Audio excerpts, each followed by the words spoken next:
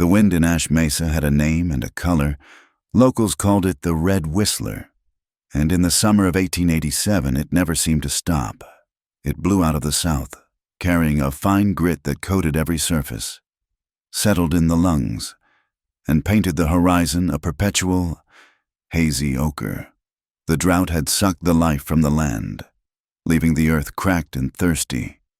Dry Willow Creek, the town's namesake and lifeblood, was little more than a string of muddy pools connected by a rumor of moisture. Evelyn Hart felt the grit between her teeth. At 23, she was old enough to know that some stains never came out, whether they were on a muslin dress or a woman's reputation. She stood in the cramped room she'd rented above the Mercantile, watching the dust devils dance down the main street.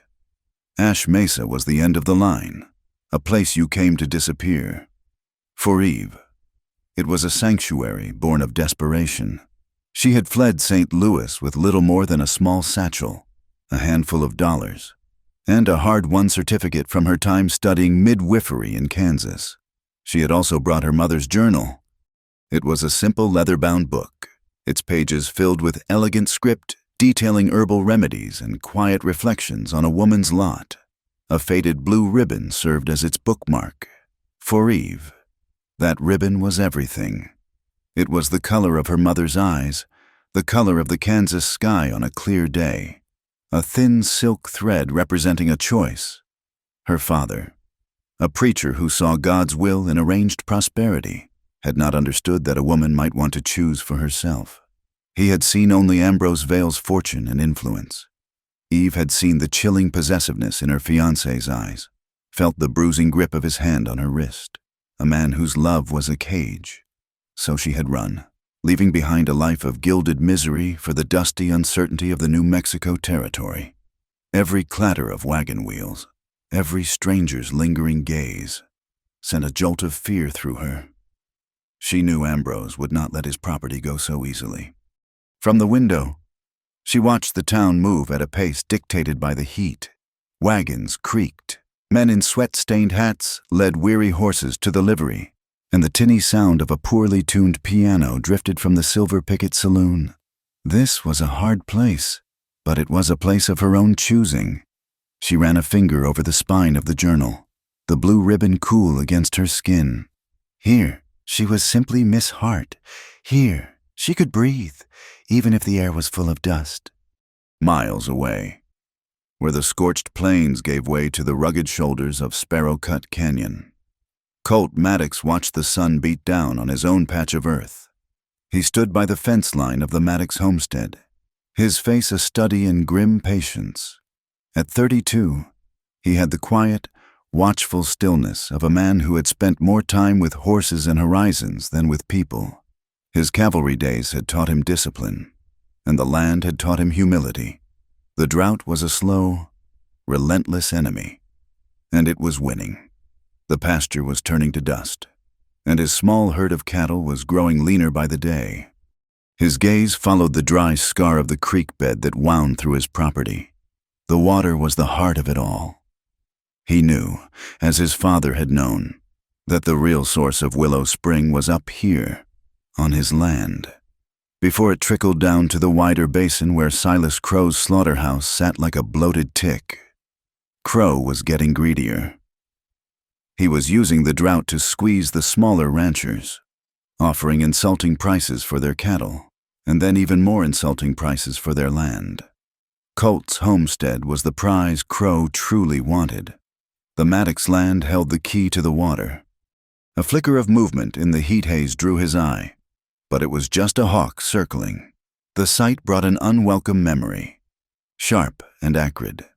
Not a hawk, but embers, rising against a black sky, the smell of burning hay and something else. Something terrible. The sound of a scream cut short his younger brother. Daniel.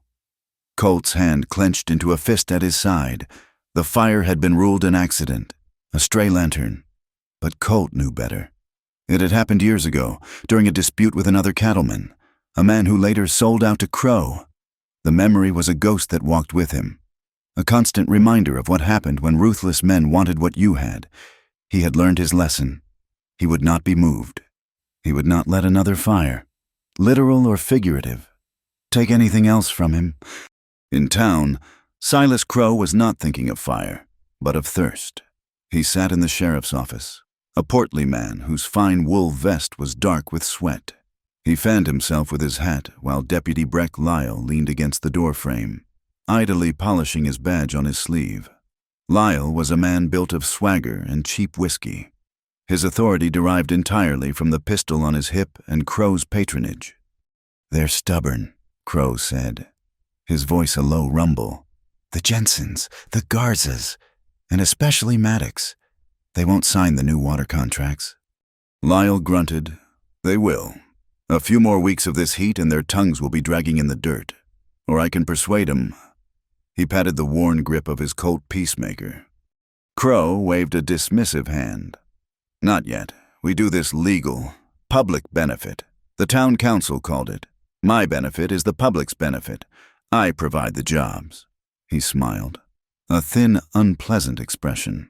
"Besides, there are other ways. Pressure works better than bullets. Makes people grateful when you offer them a way out." The sheriff, a man named Calder, whose spine seemed to have dissolved in the heat years ago, looked up from his paperwork. "There's a new notice. Silas. Came over the wire from St. Louis. Private posting. But the agent said to keep an eye out." He pushed a slip of paper across the desk. Crow picked it up. It described a runaway bride, a preacher's daughter, brown hair, blue eyes, slender build. He read the description and the substantial reward offered for information leading to her return. He grunted, a flicker of interest in his piggy eyes. A woman like that, alone out here, was a ripe fruit waiting to be plucked. He handed the paper to Lyle. Lyle scanned it and let out a low whistle. "That's a lot of money for one woman. Must be something special." He grinned, a predator's flash of teeth. "I'll keep my eyes open. A new face is hard to miss in a town this size." He was thinking of the new woman at the boarding house, the quiet one with the sad eyes who looked like she was running from something. Eve had spent the afternoon trying to make her small room feel less like a cage. She had unpacked her few belongings, placing her mother's journal on the small nightstand. But the four walls pressed in on her, and the fear was a living thing, coiling in her stomach. She needed to walk, to feel the ground under her feet, to remind herself she was free. She also needed to buy quinine. She'd heard whispers of swamp fever lingering in the settlement of Navajo and Mexican families on the edge of town, and her training wouldn't let her rest easy knowing she might be able to help. She made her purchase at the general store, nodding politely to the proprietor, avoiding the curious stares of the women gossiping over a bolt of calico. As she stepped back onto the boardwalk, the noise from the silver picket grew louder. It wasn't the usual boisterous clamor of payday. There was a sharper, uglier edge to it. A woman was pleading in a language Eve didn't understand, punctuated by the harsh laughter of men. Curiosity warred with her instinct to remain invisible. But then she heard a child's weak cry, a sound that cut through her fear. Her feet moved before her mind had fully consented, pushing through the swinging doors of the saloon. The air inside was thick with the stench of stale beer, sweat, and unwashed bodies. A crowd of men had formed a loose circle. In the center, a young Navajo woman knelt on the floor, clutching a small child who was shivering violently despite the oppressive heat. The boy's skin had a grayish pallor, his eyes glassy with fever. Breck Lyle stood over them, a sneer on his face.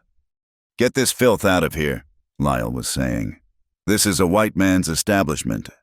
"He is sick," the mother begged in broken English. "Please, water." "He can die outside for all I care," another man slurred from the bar. Eve didn't hesitate. She pushed her way through the ring of onlookers, her satchel clutched in her hand. "Let me see him," she said, her voice clear and steady. She knelt beside the mother, ignoring Lyle's surprised glare. She gently touched the boy's forehead. He was burning up. Classic signs of malaria. "What the hell do you think you're doing?" Lyle demanded. Eve ignored him. her focus entirely on the child.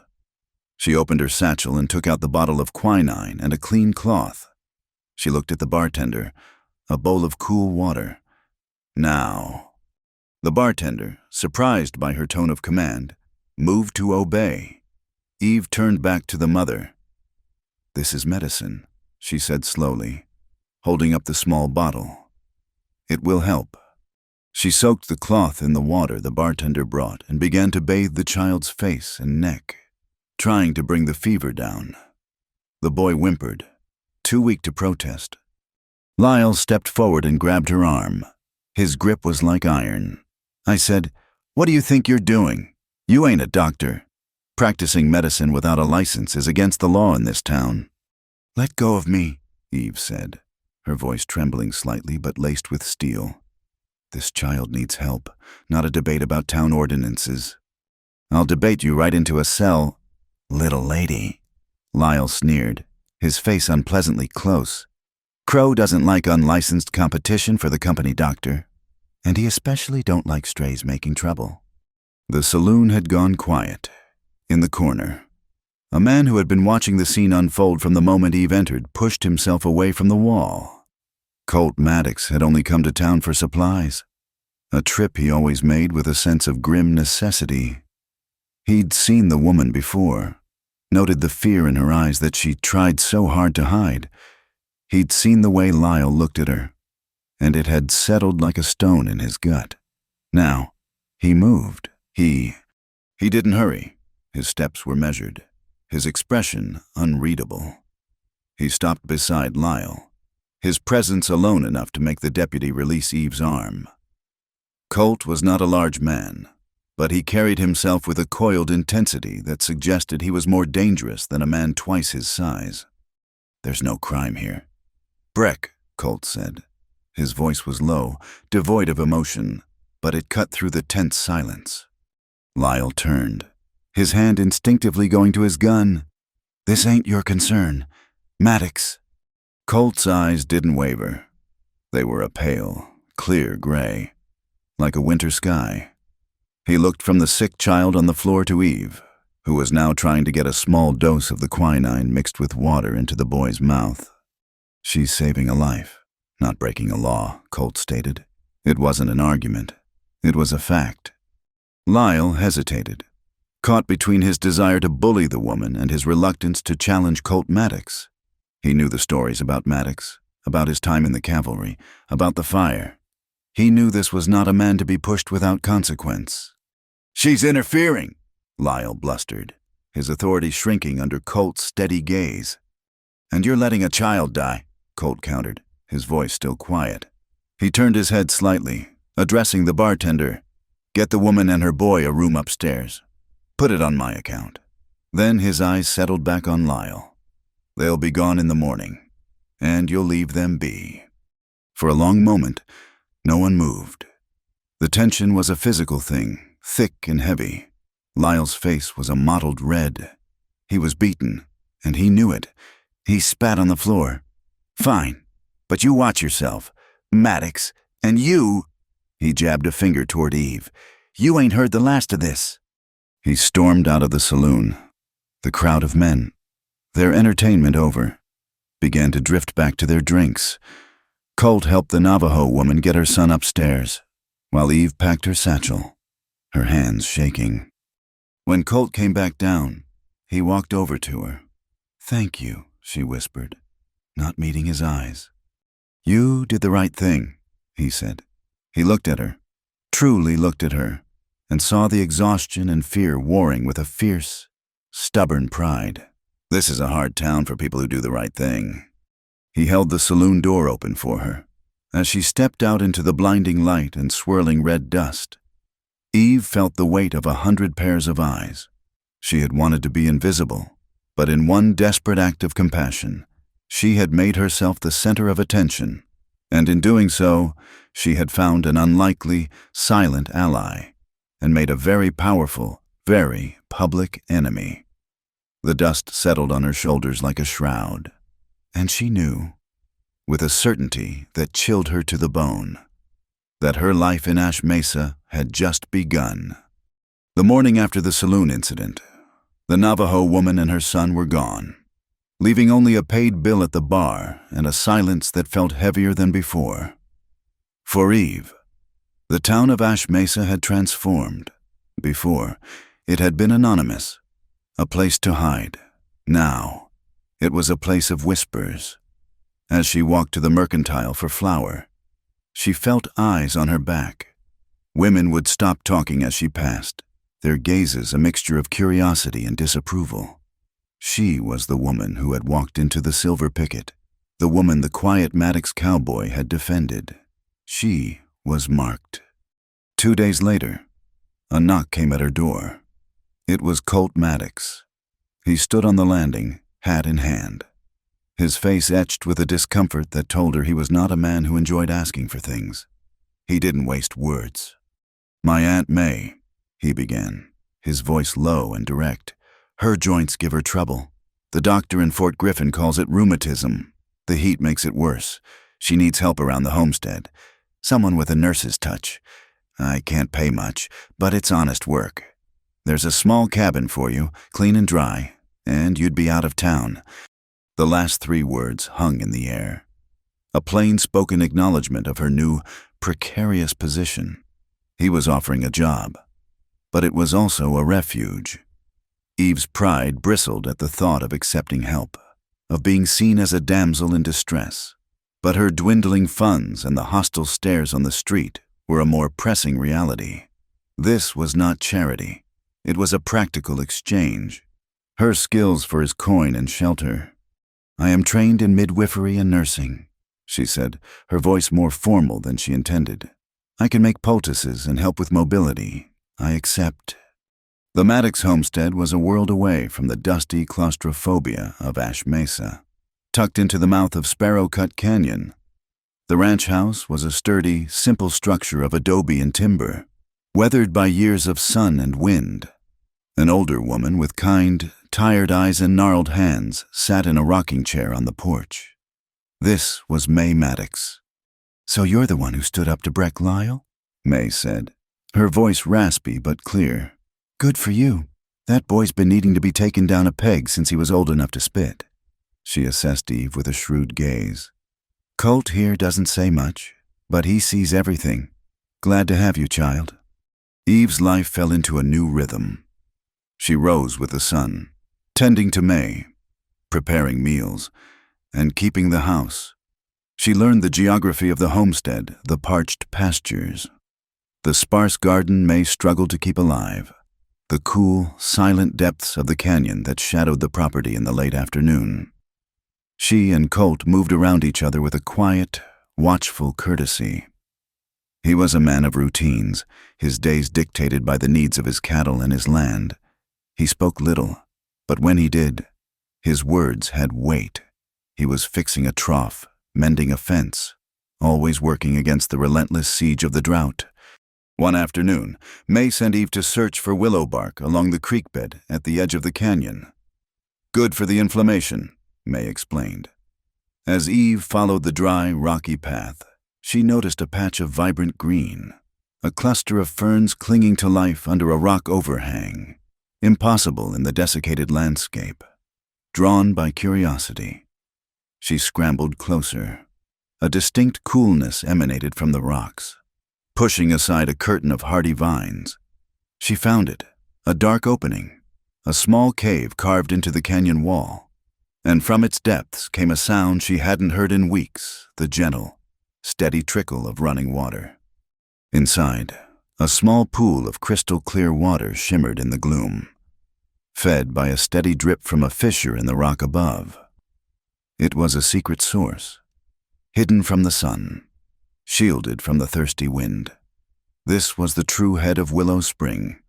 It flowed from this hidden grotto, down through the Maddox land, before emerging into the open on the flatlands where Silas Crow had built his empire.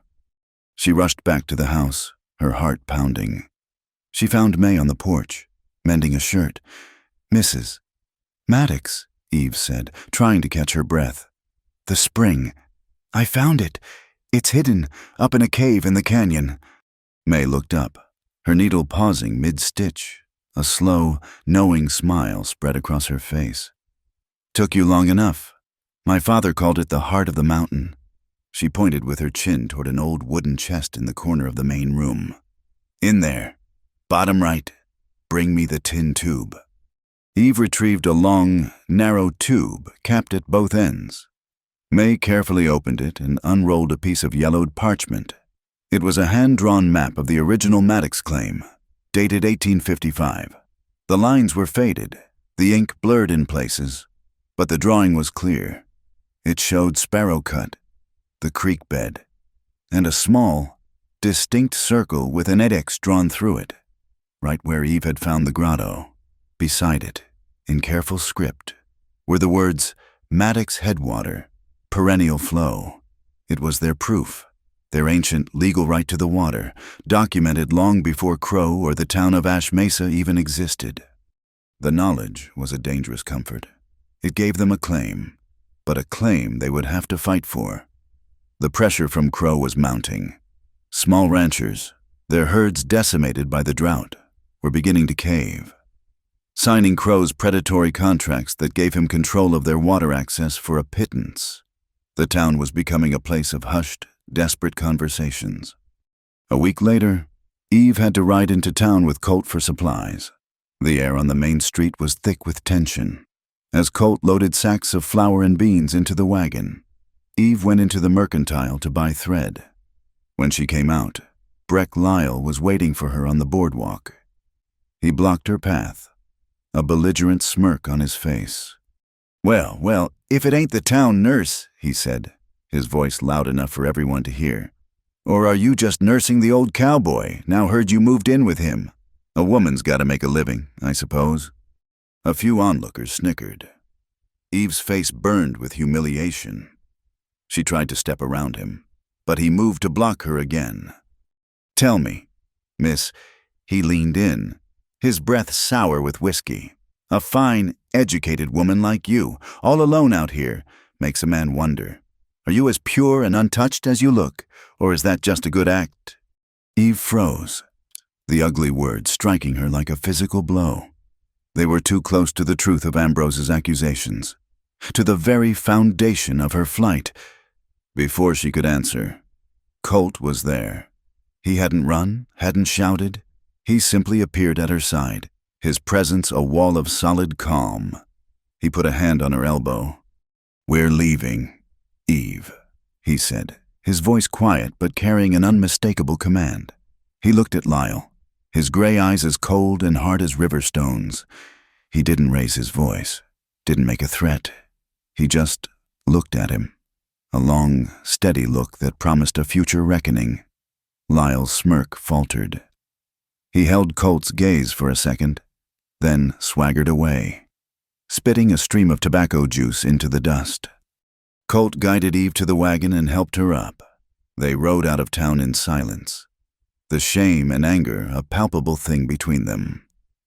He didn't offer apologies or platitudes. He just drove, his jaw set, his knuckles white on the reins. He had absorbed the insult, filed it away, and Eve knew, with a certainty that was both frightening and reassuring, that he would not forget it. The fragile peace of the homestead was shattered 2 days later. Eve was drawing water from the well when a man on a tired-looking bay horse rode up. He was a stranger, a drifter by the looks of him, with shifty eyes and a dusty coat. "Howdy, ma'am," he said, touching the brim of his hat. "Looking for the road to Santa Fe. Got turned around." Colt came out onto the porch, his rifle held loosely in one hand. He gave the man directions, his voice neutral. The man nodded, but his eyes kept darting toward Eve. "Much obliged," the stranger said, turning his horse to leave. Then he paused. "Say, you folks wouldn't have seen a young woman pass through here, would you? Pretty thing, brown hair, maybe about so high." He held a hand up. "Fella back in Tascosa is looking for her. Said she has a faint scar, right here on her wrist." He traced a line on his own wrist. Eve's blood ran cold. The water bucket slipped from her hand, crashing to the ground.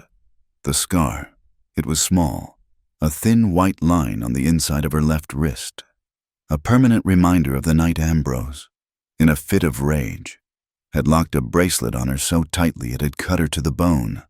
No one knew about that scar. No one except Ambrose. The stranger's eyes narrowed, catching her reaction. Colt stepped off the porch, his body positioning him between the man and Eve. "We haven't seen anyone like that," he said, his voice flat and final. The man shrugged, a sly look on his face. "Well, if you do, there's a reward." He spurred his horse and rode off, leaving a cloud of red dust in his wake. Eve stood frozen, her heart hammering against her ribs. They had found her, or they were close. She turned and ran, not to the house, but toward the guest cabin. She had to leave, now, before they sent someone else, someone more determined than a drifter looking for a reward. Colt caught up with her as she was frantically throwing her few belongings into her satchel. "I have to go," she said, her voice choked with panic. "He knows. He sent them." Colt stood in the doorway, blocking her escape. Running won't solve it. He'll just keep looking. "You don't understand," she cried, tears of frustration and terror streaming down her face. "He will not stop. He thinks he owns me." "No man owns another person," Colt said, his voice firm. He took a step closer. "Stay. Here. You're not just a woman on the run. You're on my land, and I protect what's mine." He saw the flicker of fear in her eyes at the word mine, and immediately softened his tone. "I mean, I protect the people on my land. Here, we have law. We have the land. And I have a gun," he added, his voice dropping to a near whisper. "But I only use it for protecting." She looked at him, at his steady eyes, at the quiet strength in his face. He was offering a sanctuary, not a cage. Running had only brought her here. Perhaps it was time to stop running and start standing.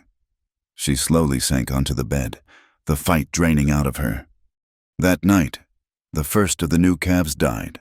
The mother stood over the small, still body, her mournful cries echoing in the unnaturally quiet air. The drought was no longer a threat. It was a killer.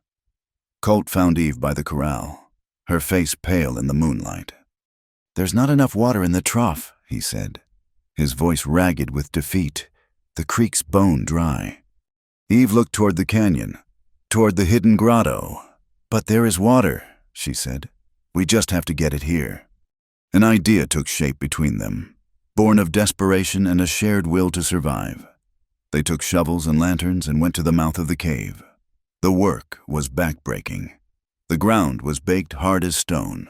They took turns, one digging, the other holding the lantern, their movements synchronized in the darkness. They carved a narrow channel from the mouth of the grotto, following the natural contour of the land, guiding the precious, life-giving trickle down the gentle slope toward the pasture. They worked for hours, sweat stinging their eyes, their muscles screaming in protest. They didn't speak. They didn't need to. In the shared struggle against the unyielding earth, a bond was forged, stronger than any words. As the first light of dawn painted the eastern sky, the tiny stream of water finally reached the hastily dug basin near the corral. It wasn't much, but it was enough.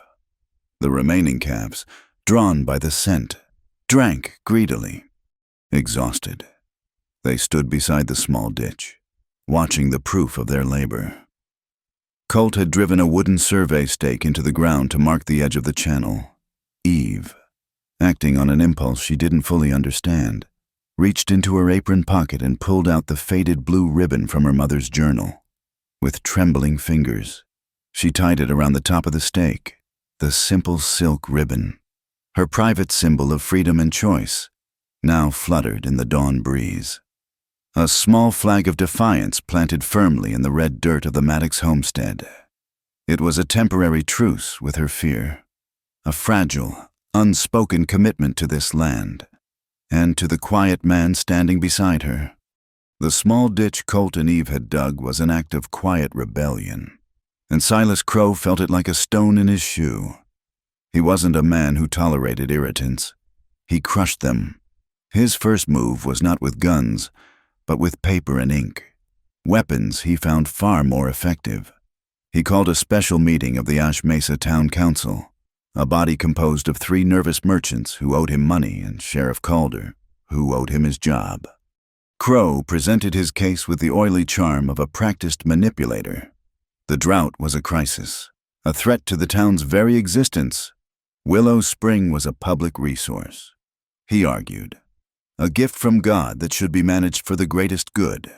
He proposed that the town declare the entire watershed a public utility, to be administered by a private contractor with the resources to ensure fair distribution.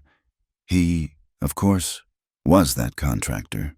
He would build a proper dam, run pipes, and charge a modest fee for access. It was the voice of progress, of order, of salvation. The council, seeing the logic of their own self-preservation, agreed to draft the ordinance. While Crow played the statesman, Breck Lyle attended to the dirtier work. Under the cover of darkness, he rode up toward the Maddox property, not far enough to be seen from the house, but close enough to the new channel.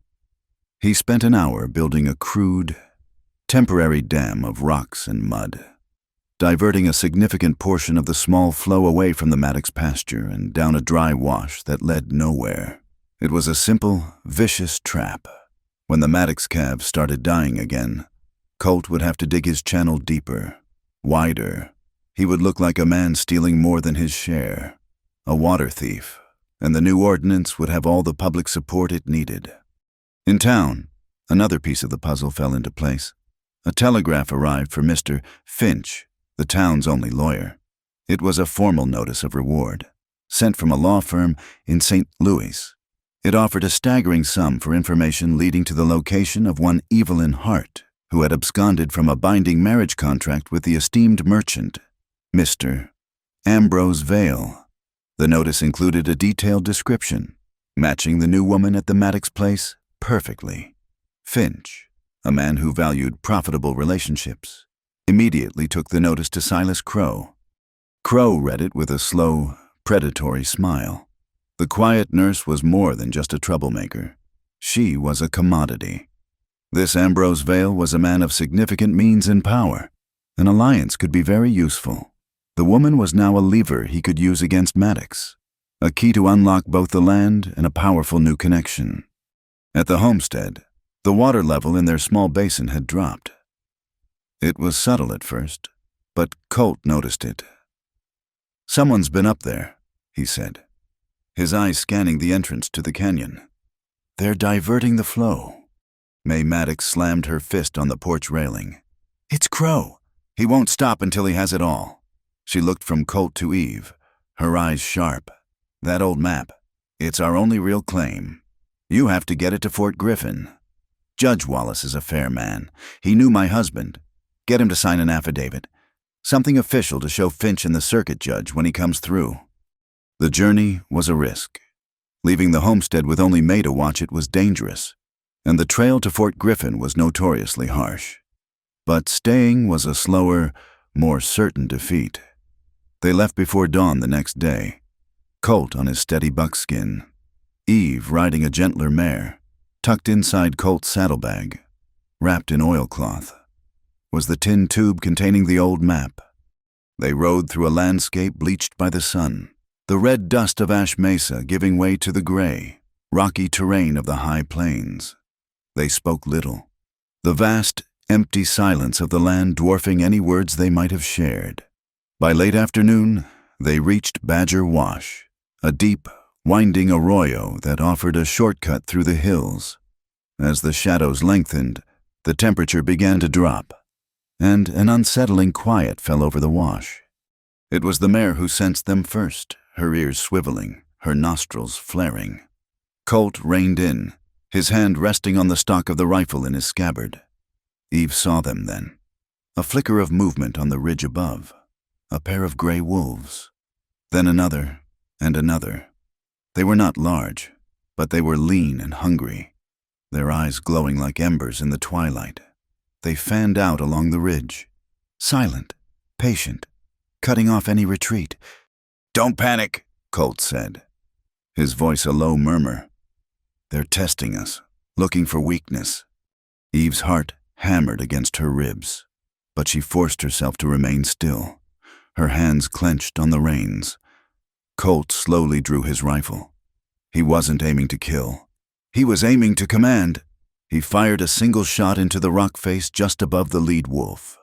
The crack of the rifle echoed through the wash, and the bullet sent a spray of stone chips flying. The wolves scattered, melting back into the shadows. They were gone, but the threat lingered in the air. They pushed on, wanting to be clear of the wash before full darkness. But the land had other plans. The wind began to pick up, no longer the hot, steady breeze of the plains, but a fitful, violent gusting that tore at their clothes and threw sand in their eyes. The sky to the west turned a bruised, sickly yellow. "Sandstorm!" Colt yelled over the rising howl of the wind. "We need to find shelter, now!" He spurred his horse forward, leading them toward a dark slash of rock he'd spotted in the canyon wall. It was a shallow overhang, barely a cave, but it was their only hope. They dismounted, tethering the nervous horses as close to the rock as they could. Huddled together, they pulled their kerchiefs over their faces as the storm hit. It was like the world was coming apart. The wind shrieked, a physical force that seemed to shake the very foundations of the rock. A thick, blinding cloud of sand blotted out the last of the light, reducing visibility to inches. The air was a choking, gritty soup. They could do nothing but press themselves against the rock wall and wait. Hours passed. Inside the maelstrom, time lost all meaning. Colt managed to light their storm lantern, its small, steady flame creating a tiny bubble of light and life in the roaring darkness. He passed a canteen to Eve, and she drank, the water gritty with sand. In the flickering light, his face looked carved from stone, his eyes holding the grim patience of a man who knew how to wait out a storm, to fill the silence, to push back the fear. Eve found herself asking a question that had been on her mind for weeks. "Your brother," she said, her voice raspy. May mentioned him once. She said his name was Daniel. Colt stared into the flame of the lantern. His expression shuddered. For a long moment, she thought he wouldn't answer. When he finally spoke, his voice was rough with an old, unhealed grief. "He was younger than me by 5 years, full of life. He loved this land more than anything." He paused, gathering his thoughts. The fire that took him. It wasn't an accident. We were in a land dispute with a cattleman named Harrison. He wanted our water rights. Even back then, things got ugly. One night, the barn went up in flames. Daniel was inside, trying to get the horses out. He fell silent, the memory playing out in his eyes. They found a broken lantern, said a horse must have kicked it over, but I know what I saw. I found tracks leading away from the barn. Tracks that weren't mine or Daniel's. And I smelled coal oil.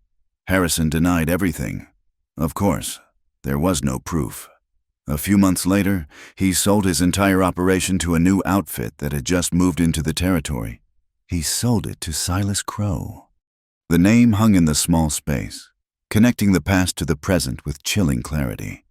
Now Eve understood the source of the iron in his soul, the reason for his deep-seated distrust of men like Crow. It wasn't just about land or water. It was about a debt of justice that had never been paid. "That's why you won't be provoked," she said softly. "Why you didn't draw on Lyle in town?" He nodded, his gaze still fixed on the flame.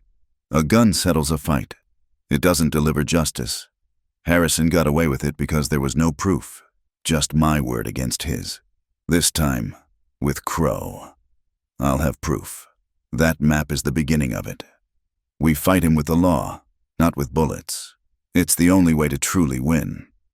The lantern flame flickered, a small, defiant light holding its own against the vast, violent darkness outside. In that moment, Eve saw the full measure of the man beside her. His honor was not in his ability to use a gun, but in his refusal to do so unjustly.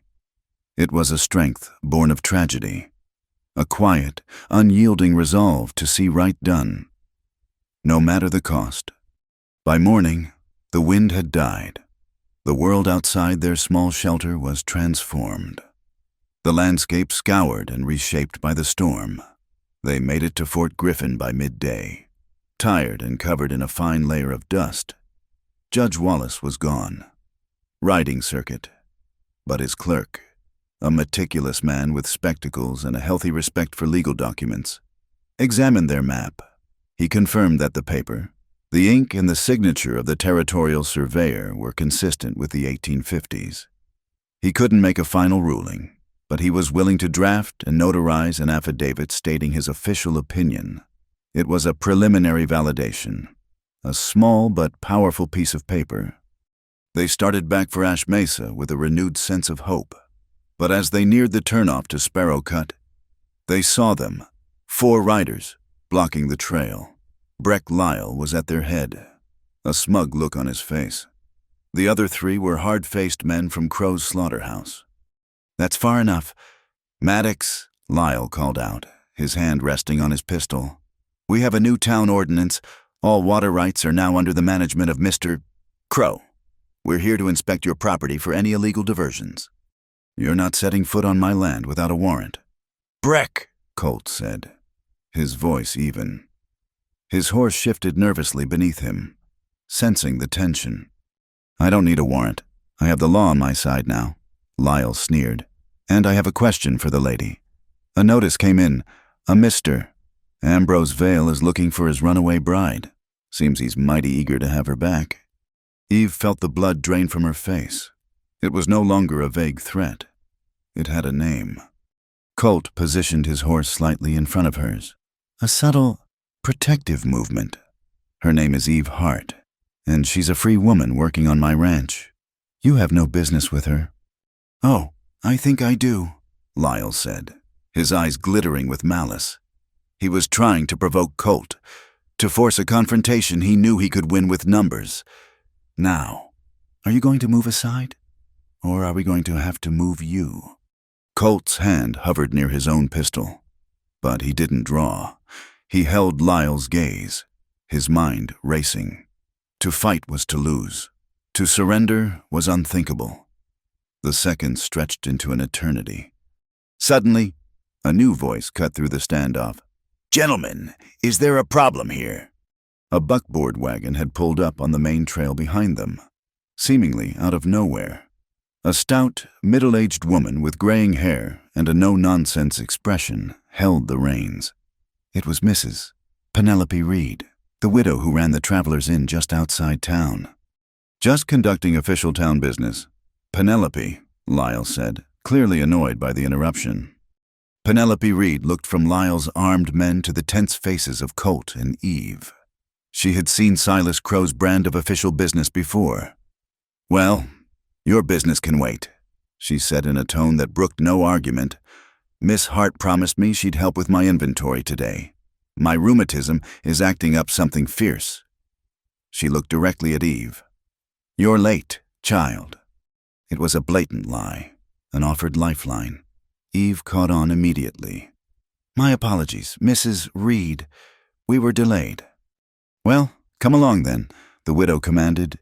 "You can cut through my property. It's faster." She nodded toward a small, unmarked track that led into the thicket of mesquite behind her inn. Lyle hesitated, unsure how to proceed. Harassing a lone woman and a rancher was one thing. Interfering with a respected business owner in plain sight was another. His authority was new and fragile. "We're not finished here," he snarled at Colt. "We are for today," Colt said. He tipped his hat to Mrs.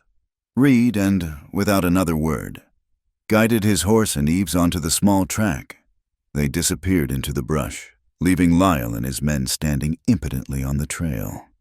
Penelope Reed led them not to her inn, but to a small, hidden storm cellar behind it. "You can wait in here until dark," she said, her voice low. "Lyle won't dare trespass on my land, but he'll be watching the road. Crow is squeezing this whole valley, and I'll be damned if I let him have it all his own way." She left them with a lantern and a jug of water, pulling the heavy wooden doors closed over their heads, plunging them into a cool, earthy darkness. The immediate danger had passed, but they were trapped. They had their precious piece of paper, a legal shield, but they were fugitives, unable to even reach the home they were trying to protect. In the quiet dark of the cellar, the small flame of the lantern once again their only light. Eve knew that the storm they had endured in the wild was nothing compared to the one that was about to break over Ash Mesa. The cool, damp air of the cellar was a blessing after the heat and terror of the trail. Penelope Reed returned once, just after dusk, with a basket containing a loaf of bread, a wedge of cheese, and a full canteen. She spoke in hushed, urgent tones. Lyle and his boys are still at the crossroads, making a show of watching the main road, she whispered, her eyes dark with concern. They'll wait you out. You can't go back to the main house. They'll be watching it for sure. There's an old line cabin deep in Sparrow Cut, up near the bluffs. Colt's father used it during roundups. It's small, but it's sound, and no one's been up there in years. Colt nodded, his mind already mapping the terrain. I know it, but getting there. You'll have to go on foot, Penelope said. Leave the horses here for now. I'll say I bought them off you. Go through the back of my property. Stick to the deepest part of the wash until you're well into the canyon. Godspeed to you both. She looked at Eve, her expression softening. You've got a good man watching over you, child, and he's got a good woman to give him a reason to fight. The journey through the darkness was a silent, nerve-wracking ordeal. They moved like ghosts through a landscape of black shadows and pale moonlight. Every rustle of a bush, every snap of a twig, sent a jolt of adrenaline through Eve. Colt moved with a preternatural quiet, his hand often resting on her elbow to guide her over the treacherous, rocky ground. He was her anchor in the disorienting dark, his steady presence a shield against the fear that threatened to consume her. They found the cabin nestled in a grove of hardy junipers, its silhouette barely visible against the star-dusted cliff face behind it. It was a single room, smelling of old wood, dust, and the faint, clean scent of pine. A stone fireplace dominated one wall, and a simple cot was pushed against the other. Colt found a half-full box of matches on the mantel, and soon had a small, crackling fire going. The flickering light pushed back the oppressive darkness, creating an island of warmth and safety in the vast, indifferent wilderness. They ate their bread and cheese in silence, the unspoken tension of the day's events hanging between them. Eve watched Colt as he stared into the flames, his face a mask of grim concentration. She could see the weight he carried, the burden of his land, the memory of his brother, and now, the added complication of her own troubles. The name Lyle had thrown at her echoed in her mind, Ambrose Vale. Hearing it spoken aloud in this raw, hostile land made the threat feel more real than ever. I'm sorry, she said, her voice barely a whisper. I've brought all this down on you. Lyle, the reward. Ambrose, I should have kept running. Colt turned his gaze from the fire to her. In the soft light, the hardness in his eyes seemed to melt away, replaced by a deep, unwavering steadiness. You can't run from a man like that. Eve, men who think they own things, they never stop. The only way to beat them is to stand your ground, to have something to stand for. Tears welled in her eyes, born of exhaustion and a gratitude so profound it hurt. No one has ever stood for me before. Not like this. Her voice broke.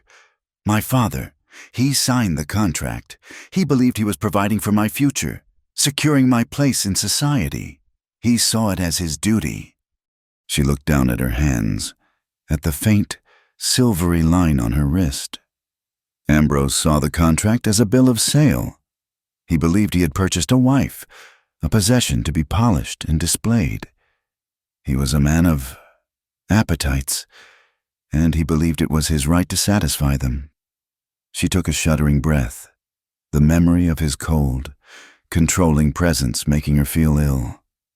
I knew that a life with him would be a gilded cage, and that the door would lock forever once the preacher said his words. So I ran. She finally looked up, meeting his gaze directly, needing him to understand the core of her rebellion. It wasn't just him I was running from. It was the idea that my life, my body, my heart was something to be bartered away by my father's signature. I have kept myself apart. Colt, I have never belonged to any man. She said the words plainly, without shame or false modesty. Not because I'm afraid, but because I wanted it to be a choice. My choice, made with my heart, not with ink on a page. The confession hung in the quiet room, as raw and honest as anything she had ever said. The fire popped, sending a shower of sparks up the chimney. Colt looked at her for a long time, his expression unreadable. He saw the fierce pride in her eyes, the strength it had taken to make that choice and hold to it in a world that gave women so few choices of their own. He saw the weight of her past and the courage she carried alongside it. He thought of the crudeness of Breck Lyle, the possessiveness of the unseen Ambrose Vale, and the hard, lonely life that lay before her. He spoke slowly, his voice raspy with an emotion she couldn't name. "You deserve better." The words were simple, but they held a universe of meaning. Better than a life of fear. Better than the leering judgment of men like Lyle. Better than a cage, no matter how gilded. Eve felt the truth of his words settle over her. A balm on a wound she hadn't known was still so raw. A single tear traced a path through the dust on her cheek, and in that moment, she made her choice. Slowly, deliberately, she reached out and took his hand. Her fingers were cool, his were rough and calloused, but they fit together as if they were made to. It was a simple gesture, but it was an answer, a commitment, a declaration. Colt's gaze dropped to their joined hands, then rose back to her face. He saw the trust in her eyes, the surrender that was not a defeat, but a victory. He leaned closer, his voice dropping to a near whisper, a tone of reverence that touched her soul. "A virgin like you deserves me, if you choose me forever." The words were a vow, a question, and a promise all at once. He was not taking, but offering. He was not claiming, but asking. He was offering her the one thing Ambrose Vale never could a choice, and a lifetime to live with it. "I choose you," she whispered, her voice thick with unshed tears. "Forever." He raised her hand to his lips and pressed a gentle kiss to her knuckles. The promise was sealed, not by a preacher or a contract, but by two scarred and solitary hearts finding refuge in each other, under a canopy of 1,000,000 stars, witnessed only by the crackling fire and the silent, ancient stones of the canyon. The world outside, with its dust and its dangers, fell away. There was only the quiet warmth of the cabin, the steady strength of his hand holding hers, and the profound, peaceful certainty that for the first time in her life, she was truly home. The exhaustion of the day finally claimed them, a deep, healing sleep of two souls who had found their anchor in the storm. Eve woke to the pale, gray light of dawn. The fire had burned down to glowing embers, and a cool breeze whispered through the chinks in the cabin walls. Colt was already awake, standing in the doorway, looking out at the canyon. She rose and went to stand beside him. The air was crisp and clean, washed by the night. A sense of peace, deep and real, settled over her. The fear that had been her constant companion for months was gone, replaced by a quiet, steady resolve. She was no longer a runaway. She was a woman who had made her stand. Colt looked at her, and she saw the change in him, too. The guarded loneliness in his eyes had been replaced by a new light, a fierce, protective tenderness. He had something to lose now, and the knowledge made him look stronger, more formidable than ever. "We should check on the spring," he said softly. They walked together, their steps falling into a natural rhythm, to the place where they had dug their channel, to the survey stake that marked their small victory. But as they drew closer, Eve felt a sudden, sharp sense of wrongness. They stopped a few feet away. The scene was just as they had left it, the tiny trickle of water still making its way down to the pasture. But something was different. The survey stake stood stark and bare against the morning sky.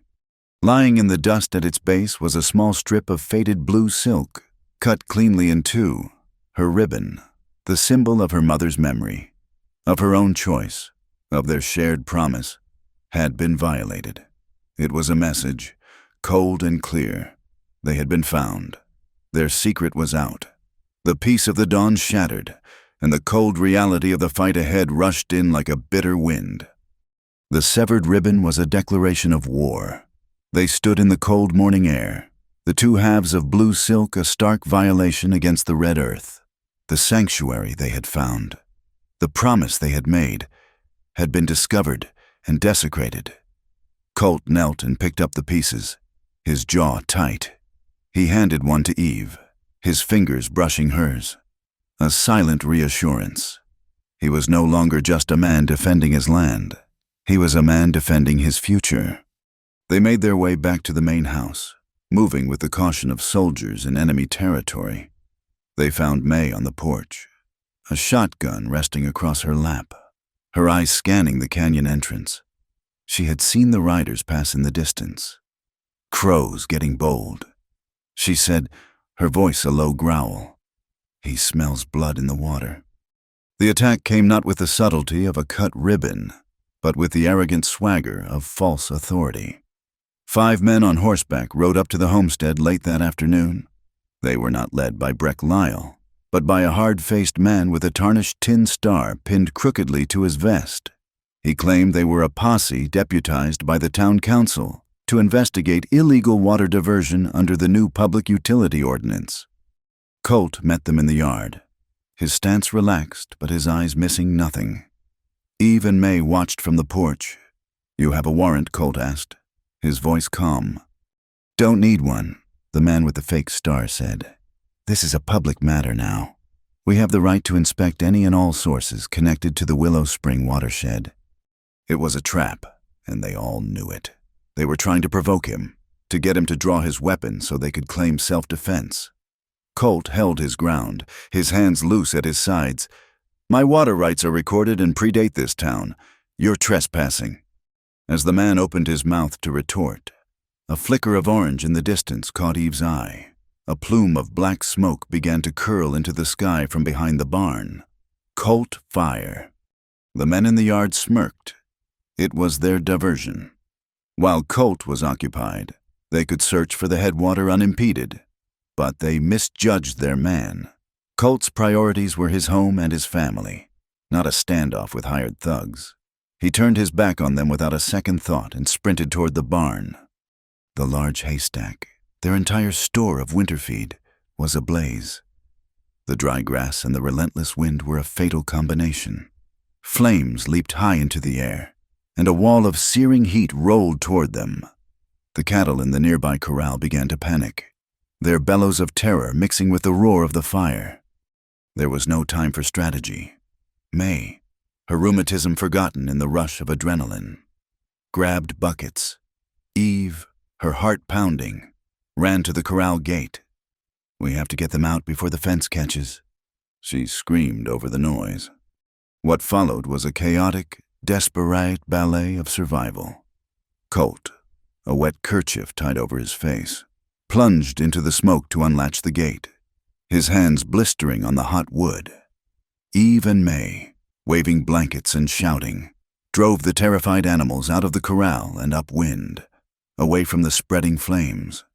Sparks rained down, igniting patches of dry grass around them. They stamped and beat at the small fires, their faces streaked with soot, their lungs burning. The 5 hired men sat on their horses, watching the show, making no move to help. They had lit the match. Now they would watch the place burn. As the sun began to set, casting long, dancing shadows, the worst of the danger passed. The haystack was a mountain of glowing embers. The corral fence was a line of charred posts, but the barn and the house were safe. The cattle were scattered but alive, exhausted and filthy. The three of them stood watching the last of the embers die out against the twilight sky. By a corner of the pasture stood a heavy stone boundary marker, set by Colt's grandfather. It was blackened with soot, but it stood as solid and unmovable as ever. While the Maddox homestead fought fire, a different kind of storm was brewing in Ash Mesa. A private coach, gleaming with varnish and pulled by 4 perfectly matched horses, had rolled into town. It was a vessel of wealth and power, utterly alien to the dusty, desperate street. From it stepped a man who commanded attention. He was in his early 40s, dressed in a tailored suit of dark, expensive wool. His face was handsome, his manner poised and confident. This was Ambrose Vail. He did not go to the saloon or the sheriff's office. He went to the half-finished shell of what was supposed to be the town's new church. A project stalled for lack of funds. He found Silas Crow and Sheriff Calder there, and within an hour, the news had spread through Ash Mesa like a prairie fire. Ambrose Vail was a benefactor, a man of God. He announced to a quickly gathering crowd that he was personally financing the completion of the church, including a new bell to be shipped from St. Louis. He spoke of community, of faith, of the civilizing influence of piety on the frontier, and then, his voice laced with a carefully measured sorrow, he spoke of his reason for being there. He was searching for his fiancée, Miss Evelyn Hart, a fine, gentle woman, he explained, but one prone to fits of melancholy, her mind a delicate instrument easily thrown out of tune by the pressures of society. He described her as a beloved but troubled soul who had fled in a state of confusion. He was not there to punish, he said, but to rescue her, to bring her back to the safety of his care. He held up their marriage contract, a document of intimidating legal authority. The town, hungry for drama and susceptible to the power of money, was captivated. The whispers that had followed Eve now had a new, more sinister shape. She was not just a stranger. She was an unstable runaway, a fallen woman. The compassion she had shown the Navajo child was reinterpreted as recklessness, her quiet demeanor as a sign of a troubled mind. Ambrose's generous donation to the church sealed the verdict in the court of public opinion.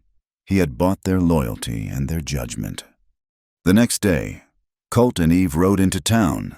They needed to see the lawyer, Mr. Finch, to file their notarized affidavit and officially challenge Crow's water ordinance. They tied their horses in front of the lawyer's office and stepped onto the boardwalk, straight into a wall of hostile silence. Ambrose Vail was standing there, as if waiting for them. He was flanked by Crow and Sheriff Calder. "Evelyn," Ambrose said, his voice smooth and proprietary. "Thank God. I have been so worried." He took a step toward her, his arms outstretched. Eve instinctively recoiled, moving closer to Colt. "Stay away from me, Ambrose!" Ambrose's expression hardened for a fraction of a second before the mask of concern slipped back into place. "My dear, you are not well. You don't know what you are saying." He turned to Colt, his eyes full of condescending pity. "Mr. Maddox, I understand you have given my fiancée shelter. I am grateful for your rustic hospitality, but your services are no longer required. I am here to take her home." "Her name is Miss Hart," Colt said, his voice dangerously quiet, "and she is home." The challenge was unmistakable. Crow chuckled, a low, rumbling sound. "Maddox, you're in over your head. This gentleman has a legal, binding contract. You're interfering with a matter of law." "I have a legal document of my own," Colt said, holding up the oilcloth package containing the affidavit. "My family's water rights. And I have Miss Hart's word. Out here, that's the only law that matters." "Sheriff," Ambrose said, his tone shifting to one of command, "this woman is clearly under duress. This man is holding her against her will. I demand you do your duty." Sheriff Calder, sweating in the midday sun, looked from Ambrose's expensive suit to Colt's determined face. He was a man caught between two forces, and he chose the one that paid him. Before he could speak, Breck Lyle pushed his way through the crowd. He had a look of triumphant malice on his face. "That's enough," he said, addressing Eve directly. "You've caused enough trouble. I'm arresting you." "On what charge?" Colt demanded, stepping in front of her. "Vagrancy, disturbing the public order," Lyle said, ticking the charges off on his fingers. He looked at Ambrose and then back at Eve, a cruel smirk playing on his lips, and threatening the sanctity of a legal contract. "We're holding you for your own protection, until Mr. Vale can arrange for your safe transport." He reached out and grabbed Eve's arm. Colt's hand went to his gun. The street fell silent. This was the moment they had been waiting for, the violent spark that would justify everything. But Colt didn't draw. He looked past Lyle, past Ambrose, and met Eve's eyes. He saw fear there, but he also saw trust. He had made her a promise, not just of protection, but of a better way. A gun was the old law, the law of vengeance that had cost him his brother. He let his hand fall to his side. Lyle, emboldened by Colt's inaction, twisted Eve's arm behind her back and shoved her toward the jail. The crowd parted to let them pass. Eve held her head high, her face pale but resolute. She did not struggle. Colt watched her go, a cold, controlled fury building inside him. He did not charge after them. He turned and walked, not to the jail, but directly into the lawyer's office. He laid the notarized affidavit from Fort Griffin on Mr. Finch's desk. "I'm filing this as an official challenge to the town's water ordinance," he said, his voice flat and hard. He then placed a second piece of paper on the desk. "And this is a petition for an order of legal protection for Miss Eve Hart, prohibiting Ambrose Vale from approaching or contacting her. Cite his public harassment and her sworn testimony that she is in fear for her safety. File it with the circuit judge. Now." Finch, stunned by Colt's legal maneuvering, could only nod, as Eve was led into a dark, foul-smelling cell. Word of her arrest spread, but not everyone was convinced by Ambrose Vale's performance. At the Mercantile, Juanita Vega, the tough, independent woman who drove the mail wagon, was speaking her mind. That woman saved the Navajo boy's life. I saw it with my own eyes. She's no madwoman. Whit Danner, the town school teacher, nodded in agreement. She came to me asking to borrow books on botany. Her mind is sharp. This story of Mr. Vale's doesn't ring true. Across the street, the Reverend Ezekiel Brooks, the preacher for the town's small community of black freemen and their families, stood watching the jailhouse. He had been there that day in the saloon. He had seen the quiet courage in the young woman's face. He turned to the men and women of his congregation. "The truth," he said, his deep voice carrying in the tense air, "has a way of finding the light. We must be ready to bear witness to it when it does." A line was being drawn in the red dust of Ash Mesa. It was no longer just about water. It was about law and lies, about courage and community, about a person's right to choose their own life. And Eve Hart, sitting alone in the darkness of a cell, had become the unlikely, unwilling heart of it all. The circuit judge, a man named Peterson with a face weathered by travel and a gaze that promised little patience for fools, had commandeered the unfinished church for the hearing. It was the only building in Ash Mesa large enough to hold the entire town, and the raw timber beams and empty window frames seemed a fitting setting for a trial where the foundations of justice itself were being laid bare. The air was suffocating, thick with the fine red dust that seeped in through every opening, and with a tension so palpable it felt like another form of heat. The townspeople packed the makeshift benches, their loyalties visibly divided. On one side sat the merchants and ranch hands who depended on Silas Crow, their faces hard and expectant. On the other sat a smaller, more eclectic group, Juanita Vega, the mail driver, arms crossed defiantly, Whit Danner, the school teacher, his expression worried, and Reverend Brooks with his congregation, their presence a silent, powerful testimony.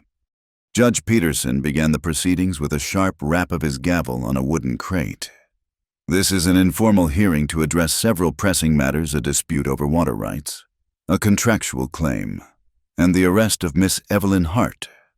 We will proceed in an orderly fashion. Mr. Vale, you may begin. Ambrose Vale rose, the picture of aggrieved dignity. His arm was in a fine silk sling, a dramatic touch that drew murmurs of sympathy from Crow's side of the room. He presented the marriage contract, his voice resonating with wounded authority. Your Honor, this is a legal and binding document, signed by Miss Hart's late father, a man of God. It represents a sacred promise. I have come here not out of anger, but out of concern for my betrothed, who, in a state of delicate mental distress, has fallen under the influence of this man. He gestured toward Colt. I ask only that the law be upheld and that Miss Hart be returned to my care. Next came Silas Crow, who presented a sheaf of papers with a confident flourish. Your Honor, these are signed water concessions from the ranchers in this valley, granting my enterprise the authority to manage the Willow Spring watershed for the public good during this time of crisis. Mr. Maddox has refused to cooperate and has, in fact, constructed an illegal diversion to hoard this public resource. He acts against the interests of this entire community. The weight of the signed papers, the legal contract, and Ambrose's powerful performance settled over the room. Eve felt a familiar tremor of fear. It was the world she had fled, a world where a woman's life could be signed away, where money and influence could masquerade as law. Then the judge looked at her. Miss Hart, you may speak. Eve rose, her hands clutching her mother's small journal. Her voice was quiet at first, but it gained strength as she spoke. Your Honor, that document is my father's signature, not mine. It represents his hope for my security, but it was a promise made without my consent. She opened the journal. My mother wrote in this book a week before she died. She wrote, "A woman's heart is the only true compass she is given. Let it be your guide, not the maps drawn by other hands." Her voice thickened with emotion. I am not unwell. Sir, I am a woman who chose to follow her own compass. She then placed the journal on the crate and nodded to Colt. He stepped forward, laying the old, yellowed map beside it, followed by the notarized affidavit from Fort Griffin. This is the original survey map of the Maddox homestead, dated 1855, Colt said, his voice steady and clear. It documents our family's prior claim to the headwater of the spring, long before this town existed. He then reached into a canvas bag and pulled out a heavy, corroded piece of metal. And this is a boundary marker from that same survey. I found it buried in the mud of the dry creek bed, uncovered by Mr. Lyle's attempt to illegally dam our water. The name Maddox is still visible. He placed the heavy marker on the crate with a solid, definitive thud. A ripple of surprise went through the crowd. The map was old paper, but this was iron. It was a piece of history, a tangible claim rooted in the very earth they stood on. Judge Peterson examined the marker, his expression thoughtful. Crow's smirk began to fade. There is one more piece of evidence. Your Honor. The voice came from the back of the room. It was Penelope Reed. She walked forward, her face set with a grim resolve she had held for too many years. In her hand, she carried a small, black leather ledger. For 5 years, before my husband passed, I worked as the bookkeeper for Mr. Crow's enterprises, she announced, her voice ringing with newfound courage. The room erupted in murmurs. Crow's face went pale. I kept a private record of certain transactions, payments that were not recorded in the official books. She opened the ledger. There are payments listed here to Sheriff Calder for civic cooperation. There are loans to council members that were forgiven in exchange for votes. Calder sank lower in his chair, his face ashen. Penelope's finger traced a line on the page. And then there is this entry, from 10 years ago, a payment of $500 to a man named Harrison. The note beside it reads, "For final resolution of Maddox land dispute." And below that, a single word, kindling. the word hung in the dusty air. Colt went rigid, his hand clenching into a fist. The room fell into a stunned, horrified silence. The fire, the death of his brother, it was all there, in black and white, a decade-old secret brought into the light. Silas Crow was not just a greedy businessman. He was connected to a murder. Ambrose Vail saw his entire position disintegrate. His powerful local ally was a criminal. His own legal claim was being overshadowed by a far greater crime. And the woman he had tried to paint as mentally unstable was now a symbol of resilience. Panic overtook him. In a flash, he abandoned all pretense of civility. He lunged for Eve, grabbing her arm. "This is a farce, we are leaving," he snarled, trying to drag her toward a side door used by the construction workers. "Let her go," Colt said, his voice a low growl. He moved to block their path, placing himself between Ambrose and the door. He did not reach for his gun. He stood as a barrier, solid and immovable. It was Breck Lyle who broke, seeing his patron and protector exposed, his world collapsing around him. His mind snapped. He pulled his pistol, his face contorted in a mask of rage and fear. "Get away from him! Maddox!" he screamed, his aim wild.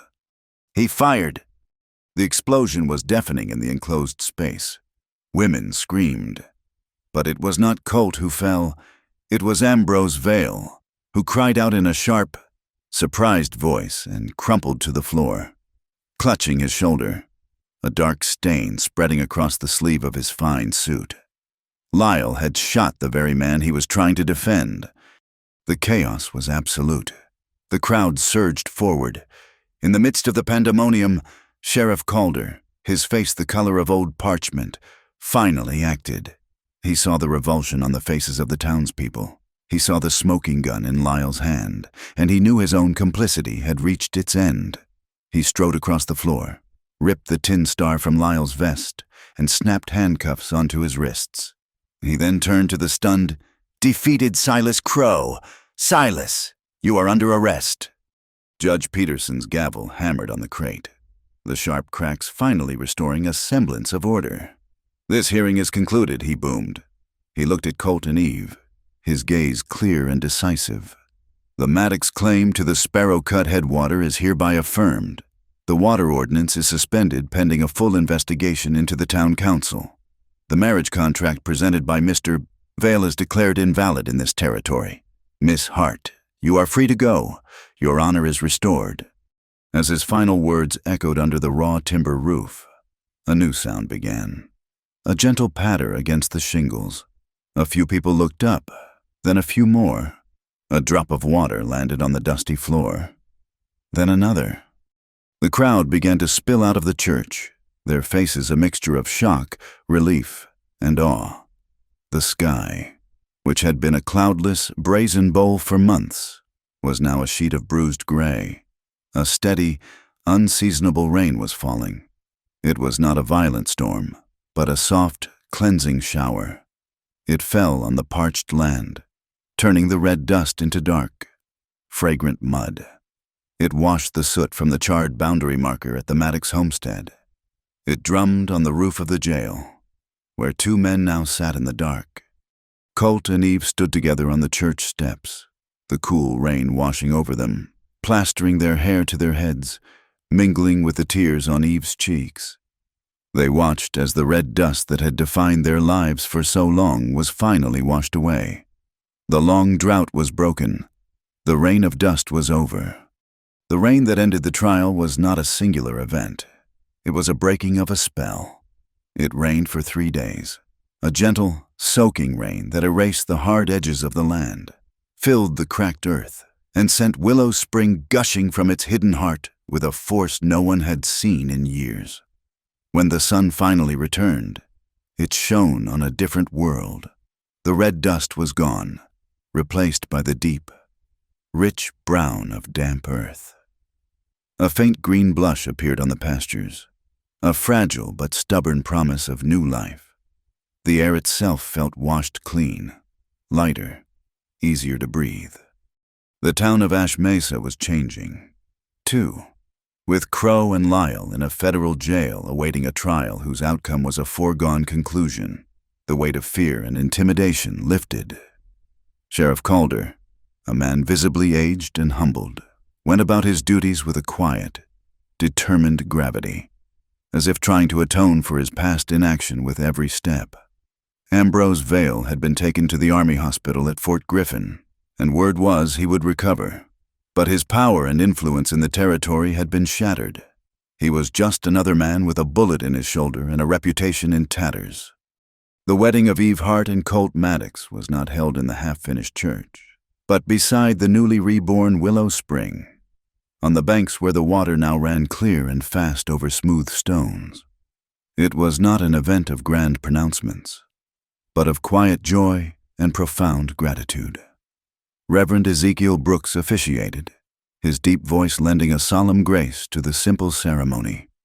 May Maddox sat in a place of honor, her gnarled hands clutching a lace handkerchief, her eyes shining with a happiness so fierce it seemed to defy her age and ailments.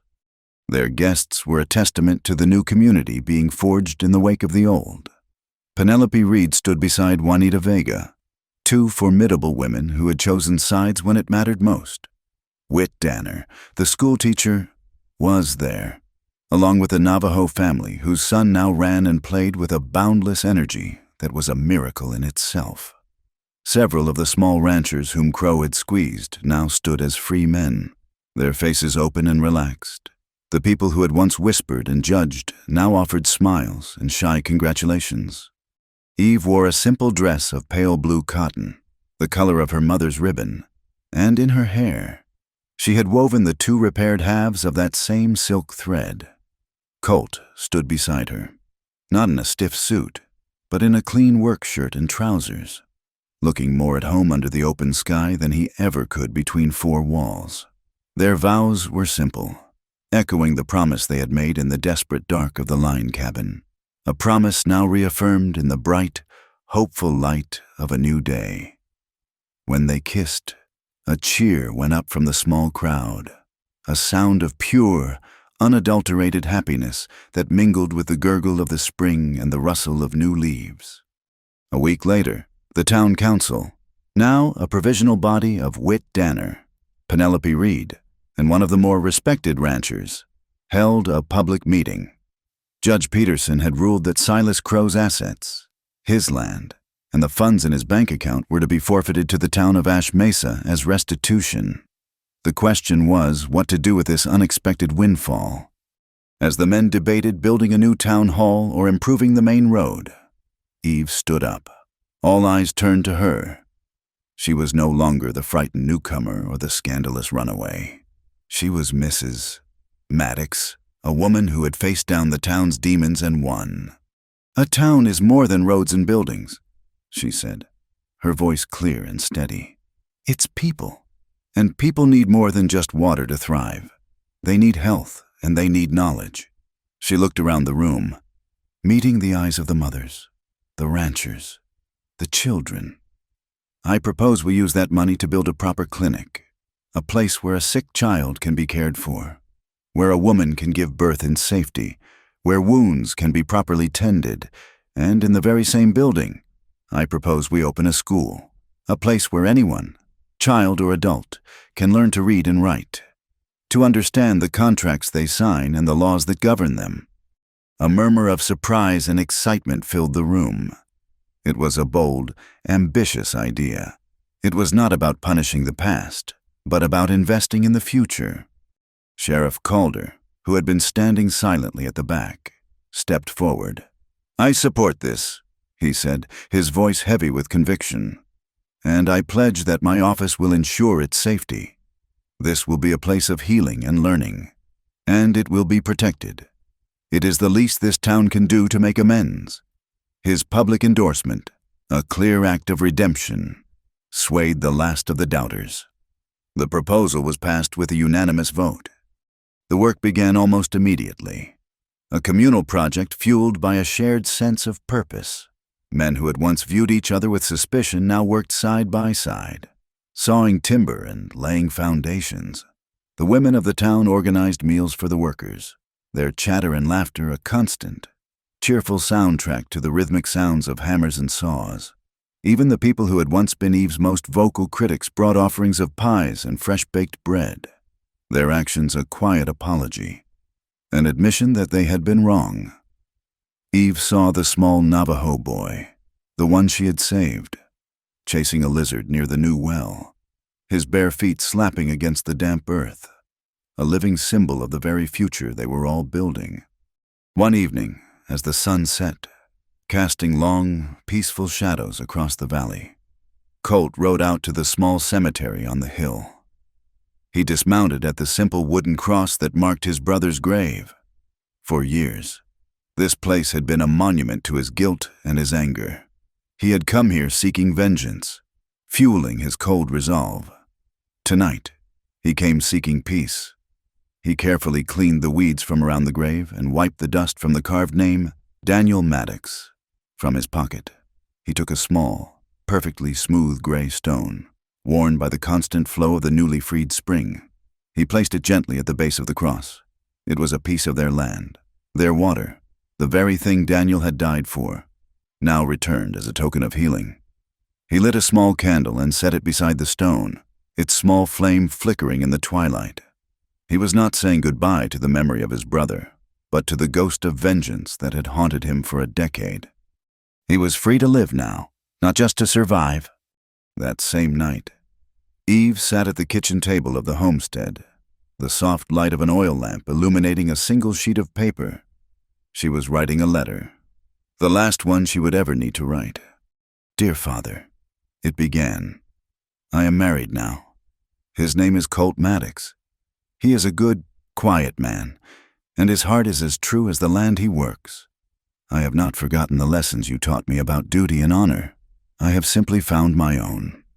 You believed my honor lay in a signed contract and a life of security, but I have learned that true honor lies in the freedom to choose, and in the courage to protect that choice. I have found my security not in a man's fortune, but in a community's strength, and in my own ability to heal and to teach. I have chosen love and justice. Father, I have chosen not to be afraid. I hope, wherever you are, that you can understand."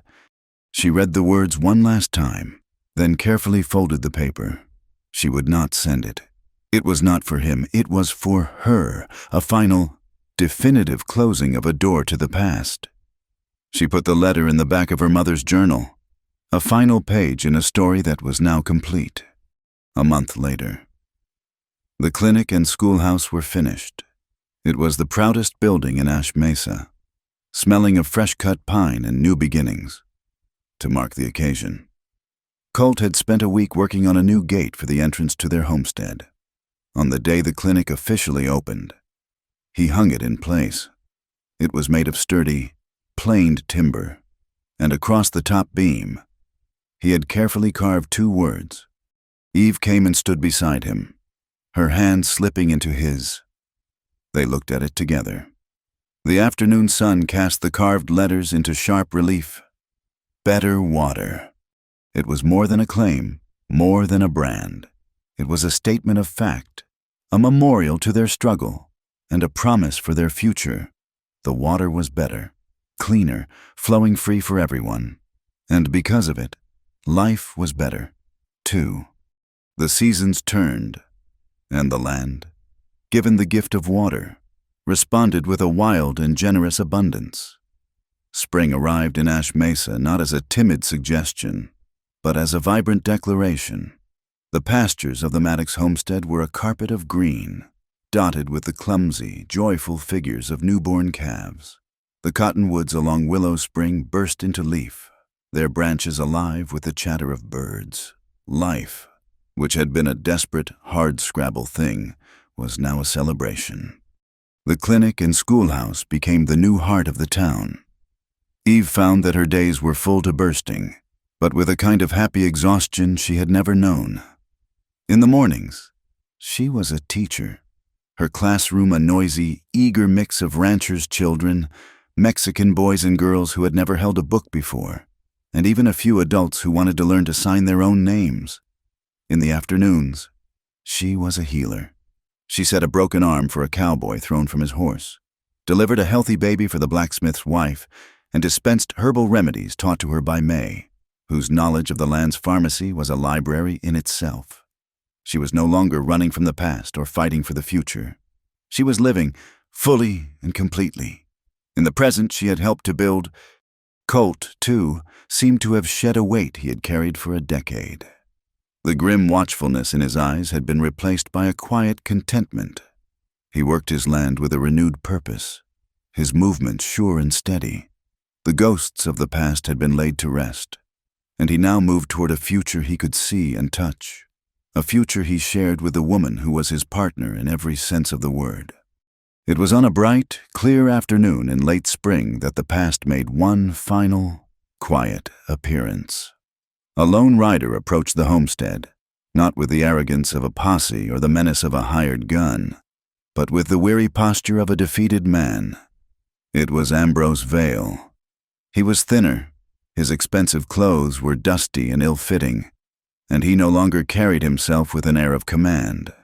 The bullet he had taken had healed, but it seemed to have drained him of his certainty, of the absolute conviction that the world was his to own. Eve was in the small garden she had planted behind the house when he rode up. Colt was in the far pasture, mending a fence. Ambrose dismounted, his movements stiff. He did not approach the house, but waited by the new gate, the one that read, "Better Water." Eve walked toward him, not with fear, but with a calm, steady composure. She was no longer the frightened woman in the cellar. She was the mistress of this land, and she met him on her own terms. "Ambrose," she said, her voice neutral. "Evelyn," he replied. He looked around, at the green grass, the healthy cattle, the solid, peaceful house. He seemed to be seeing it all for the first time. "It seems you have landed on your feet." "I have," she said simply. He looked at her then, a strange, searching look in his eyes. It was the look of a man who had lost something he never truly understood he had. "I am returning to St. Louis. My affairs here are concluded." He paused. Gathering his words, "I came to make a final offer. Not a demand," he added quickly. "An offer, that contract. It is still a legal document in Missouri. Your reputation there is damaged. I can restore it. I can give you a life of comfort, of safety. No one will ever whisper about you again. I can guarantee your honor." He said the word as if it were a commodity, something he could purchase and bestow upon her. Eve looked at the man before her, a man who had tried to cage her, to define her, to own her, and she felt not anger, but a profound and distant pity. He would never understand. She took a deep breath of the clean, spring air. "My honor is not something you can give me, Ambrose. It is something I decide." She looked toward the house, her house, and then back at him, her gaze clear and unwavering. "And I have decided it is here, with my husband, on this land." The words were spoken without malice, but they were as final as a locked door. He saw it in her eyes. There was nothing left for him here. No fear to exploit. No weakness to leverage. He had no power over her. He had lost. He nodded slowly.